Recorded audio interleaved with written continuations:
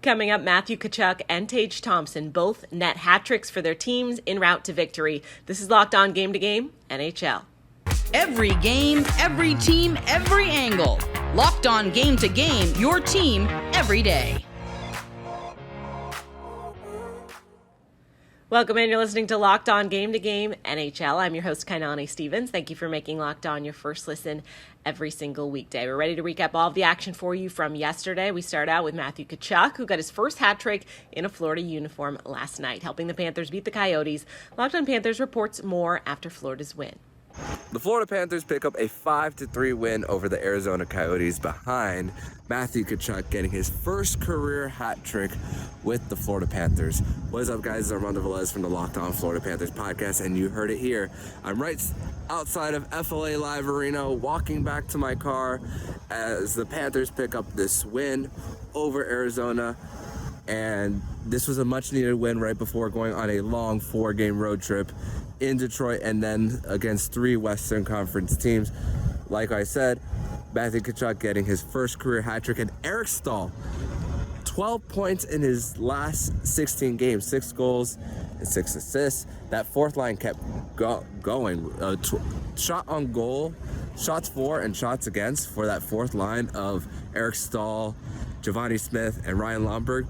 12 shots to 4 for that line at 5-on-5. Just incredible how that fourth line was setting the tone for the Panthers, and it really helped the rest of the lineup as far as getting this 5-3 win. And of course, Spencer Knight, incredible, especially towards the end when the Arizona Coyotes were trying to cut the deficit, but Spencer Knight stood tall after 2 not so good starts recently. So listen to my recap of this 5-3 win over the Arizona Coyotes. Make sure to listen to my next episode of the Locked On Florida Panthers podcast, where Jacob Winans will be joining me to break down this 5-3 win for the Florida Panthers over the Arizona Coyotes.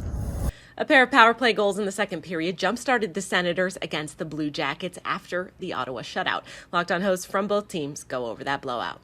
Stop me if you've heard this one before. The Blue Jackets lose a game. They're starting off 2023 the way they played most of 2022, by not really showing up.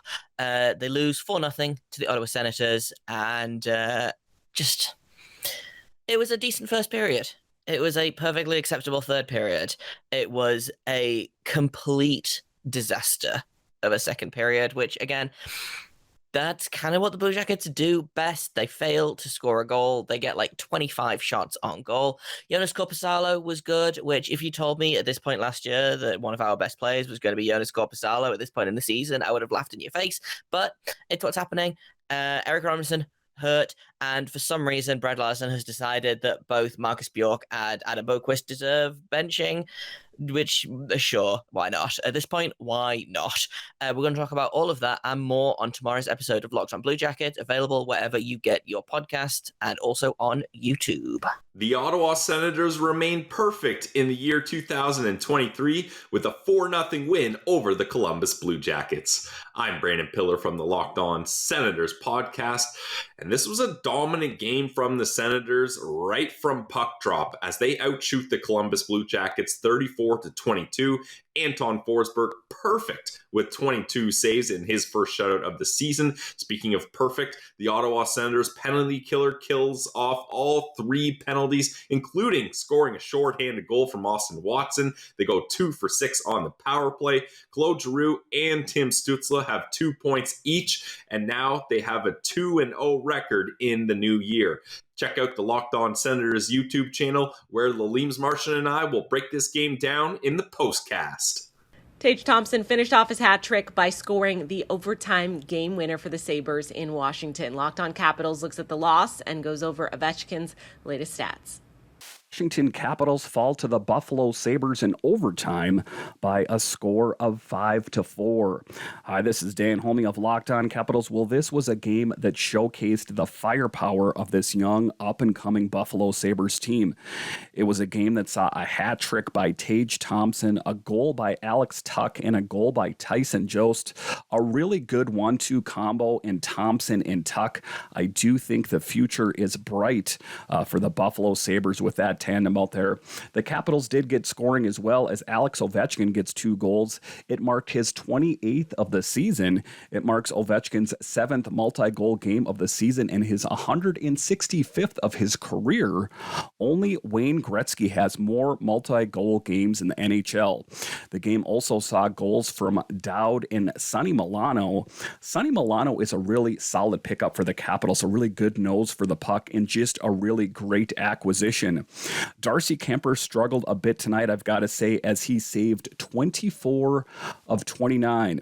The Caps hope to get back into the win column on Thursday as they take on the Columbus Blue Jackets. I'll have more for you on this tomorrow on Locked On Capitals. The Nashville Predators scored 3 goals in the first 11 minutes of the game against the Canadiens, more than enough to hold off Montreal the rest of the way. Locked On Predators recaps the win. Nashville Predators pick up a big 6-3 win against the Montreal Canadiens. Hey everybody, Nick Morgan here from the Locked On Predators podcast, and the big story with the Nashville Predators is the defense. That's usually been the trademark for the Nashville Predators, but this time it's scoring. We had Roman Josi, a goal and assist tonight. We had Mattias Ekholm, a goal and assist tonight. We saw Alexander Carrier jump into the play, almost score a great goal. Same for Jeremy Lauzon, jumped into the play also. Nashville Predators defensemen have 8 goals and 13 assists. Dating back to the middle of December, one of the best scoring D units in the entire NHL. That's the Preds' bread and butter, dating all the way back to Kimmo Timonen, all the way back to Shea Weber, those big scoring defensemen that pushed the play.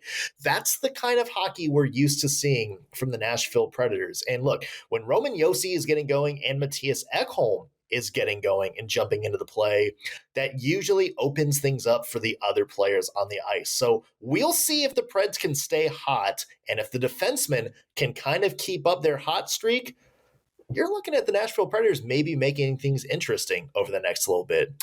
We'll talk about it tomorrow on the Locked On Predators podcast. The Winnipeg Jets followed 3 straight losses with their 3rd straight win last night against the Flames this time. Locked On Jets tells you what's turned around for Winnipeg. The Jets were facing the Calgary Flames in a game that technically wasn't a must-win, but for the Jets to be, genuinely feared and to be taken seriously, racking up a few victories against really hated rivals is certainly a way to do it.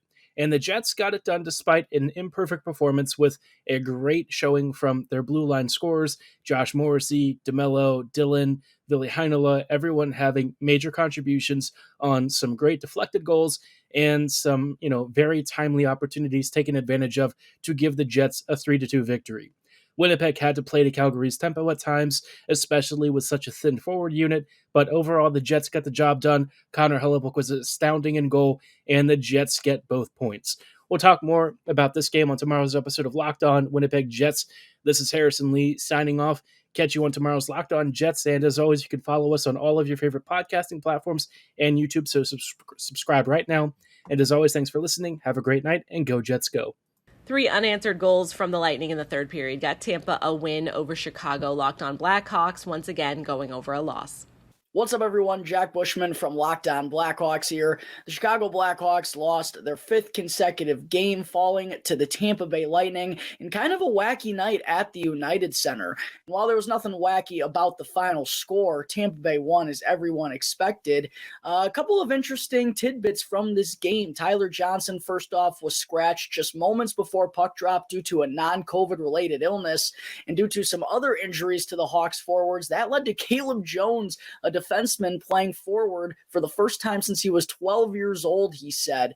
And the Blackhawks also had Patrick Kane not come back in the 3rd period due to a lower body injury. He's going to get reevaluated tomorrow morning. And the Blackhawks lose once again, the 21st time in their last 23 games, falling to the Tampa Bay Lightning. For more coverage on this game, be sure to check out tomorrow's episode of Locked On Blackhawks, part of the Locked On Podcast Network, your team every day. Coming up, a big second period from Seattle gets them a win against Edmonton. This is Locked On Game to Game NHL. Today's edition of Locked On Game to Game is brought to you by BetOnline, the #1 spot for all of your online sports betting needs. You can get the latest odds and trends on every professional, even some amateur leagues out there. So whatever it is you want to bet on, just head over to betonline.net. It's where the game starts. Welcome back. You're listening to Locked On Game to Game NHL. Once again, thank you so much for making Locked On your first listen every weekday. A timely burst of offense for Seattle allowed the Kraken to get a little bit of revenge against Edmonton, considering the lopsided win the other way the last time these two teams met. Locked On Kraken and Oilers in to talk about everything that you need to know.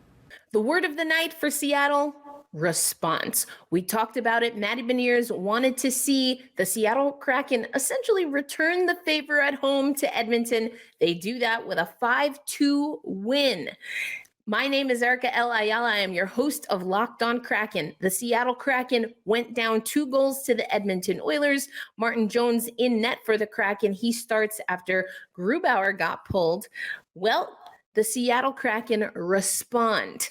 5 unanswered goals to win this game, including back-to-back goals by Yanni Gourde and Jared McCann, We saw fantastic play, disciplined play by Seattle. And another response, even though they took more penalties than I thought was comfortable in the third, they were able to manage the PK. There was a coach's challenge that was a critical point in the game. So all in all, this is the determination that we want to see from the Seattle Kraken moving forward. And I'm very glad to see that it starts on this long road trip. More to come on this and more on Wednesday's edition of Locked On Kraken.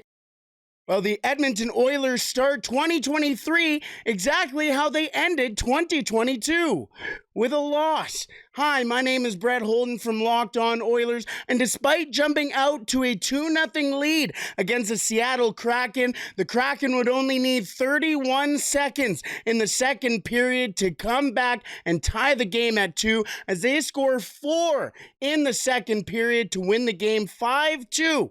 Against the Oilers. Connor McDavid and Ryan Nugent-Hopkins getting the 2 goals for the Edmonton Oilers, as Connor McDavid scores his league-leading 33rd goal on the year, and Leon Draisaitl returning to the lineup tonight as he would get an assist on the power play goal from Nugent-Hopkins. Stuart Skinner would get chased from this game as he would allow 4 goals on 20 shots against the Kraken and would be relieved by Jack Campbell. Campbell, however, wasn't as busy as Skinner was, facing only 3 shots, stopping all 3 coming towards him, as the Edmonton Oilers dropped their 5th straight game at home and their 6th of their last 7 games. The Edmonton Oilers fall to 20-16-2 on the year, and they look to improve on that record as the New York Islanders come into town for a 7 o'clock puck drop at Rogers Place on Thursday.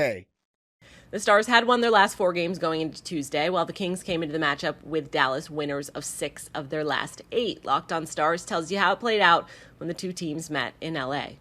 Goals from Miro Heiskanen and Jason Robertson, not enough for the Dallas Stars as they lose to the Los Angeles Kings 3-2, and one of the most frustrating losses of the season, in my opinion. Hey everybody, Dane Lewis here with the Locked On Stars podcast, and this was a competitive game, a physical game, had a little bit of a playoff feel to it. The Stars go down early in the first period, but have a good response in the second to send the game, tied it 2 into the final frame, a period, the third, where the Stars have been great all season, a incredible goal differential in their favor.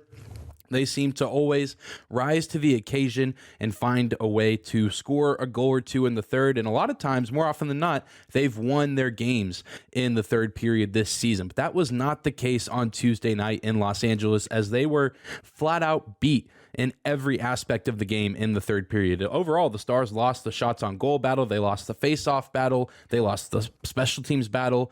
I mean, just a very frustrating game to watch from this team. A team that is usually very, very good late, and they just could not get any rhythm established in the third period. The Los Angeles Kings defense deserves a ton of credit, although they've been a shaky unit all season, and the goaltending certainly not the best part of this Kings team, but it was good enough on Tuesday night is they just allowed the Stars to never really get set up, whether it was the 5-on-5, whether it was the power play, no rhythm able to be established, and really the Stars just not getting too many looks at the net and not too many quality looks even when they were getting opportunities to score. A frustrating loss, a frustrating third period, and they'll be back in action on Wednesday night. So if there's any silver lining, it's that they have a chance to fix their mistakes and try to get back in the win column against the Ducks on Wednesday before heading home with a few days off before their next matchup on Sunday against the Panthers. But we'll have more for you on Wednesday's episode of Locked On Stars. You can find us on YouTube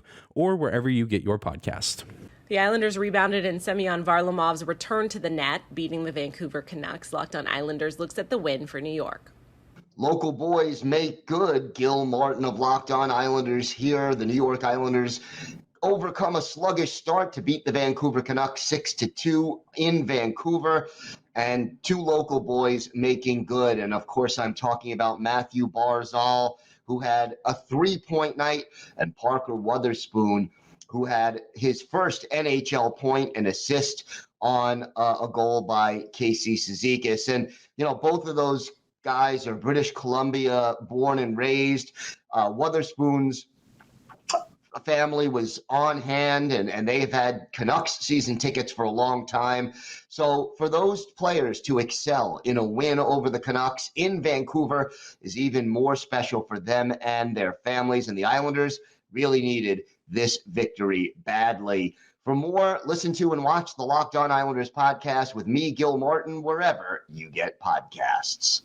That's all for today on Locked On Game to Game NHL. Thank you once again for making Locked On your first listen every weekday. Make sure you subscribe to Locked On NHL and your favorite team's Locked On podcast right here on YouTube and wherever else you get your podcasts from. I'm Kainani Stevens. This has been Locked On Game to Game.